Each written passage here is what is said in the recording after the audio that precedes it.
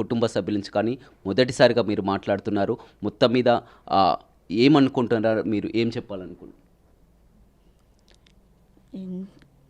కానీ ఇంత లైఫ్ అంతా స్పాయిల్ అయినట్టుంది కదా ఇప్పుడు. ఎలాంటిది ఎవరికి యూజ్ అవ్వలేదు.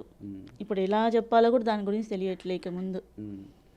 ప్రతి ఒక్కరు కూడా అప్పుడు చర్చించుకున్నారు. అంతా కూడా మొత్తం అమృత చెప్పినట్టు బాబాయ్ చేశారు, బాబాయ్ని ఉరి తీయాలి, మొత్తం బాబాయ్ బాబాయ్ అని కూడా ఆ నెగిటివిటీ ఎందుకు అలా చేసిందో అసలు మాకు తెలియట్లేదండి.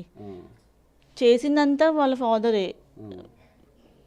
వాళ్ళ ఫాదర్కి జరగాలి అనుకునేది ఆమె న్యాయం అనుకోండి. ఆమె పెళ్లి చేసుకున్న అతన్ని చంపించారు కాబట్టి ఇలా చేసింది అనుకోండి. ఎలాంటి ఇన్వాల్వ్మెంట్ లేని బాబాయ్ గురించి తెలుసు తనకి.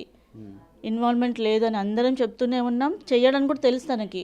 ఎందుకు బాబాయ్ మీద ఇన్వాల్వ్ ఉంది బాబాయ్ది కూడా అని ఎందుకు చెప్తుందో తెలియట్లే. ఇప్పుడంతా ఆమె మంచిగానే ఉంది, తల్లితో ఉన్నది, మొత్తం ఇన్స్టాలో కానీ సోషల్ మీడియాలో కానీ యాక్టివ్గా చూస్తుంది. లేదండి, ఇట్లా రీల్స్లో చూడడము అలా చూడడమే మాకు.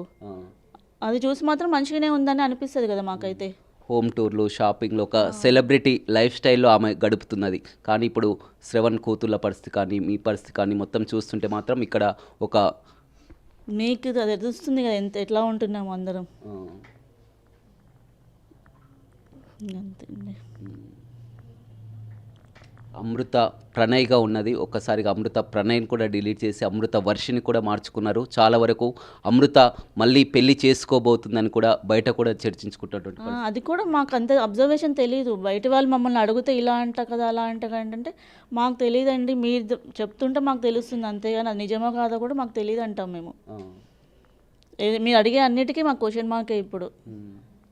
ఇప్పుడు మీ ఫ్యామిలీ మెంబర్స్ కానీ అమృతతోటి మళ్ళీ కలవడం, మాట్లాడడం అసలు బాబాయ్ చనిపోయిన దగ్గర నుంచి అసలు ఒక్కసారి కూడా కలవలే. మీ పిన్నితో మాట్లాడడం కానీ చేయడం కానీ లేదండి. ఒక్కసారి ఇట్లా ఎందుకు ఇంత ప్రాబ్లం చేయడం, అసలైన లేరు కదా, ఇన్వాల్వ్మెంట్ లేని దానికి కొంచెం చెప్పొచ్చు కదా అమృతతోటి అని చెప్పడానికి వెళ్ళాము అంతే. ఏది చేసినా ఆమె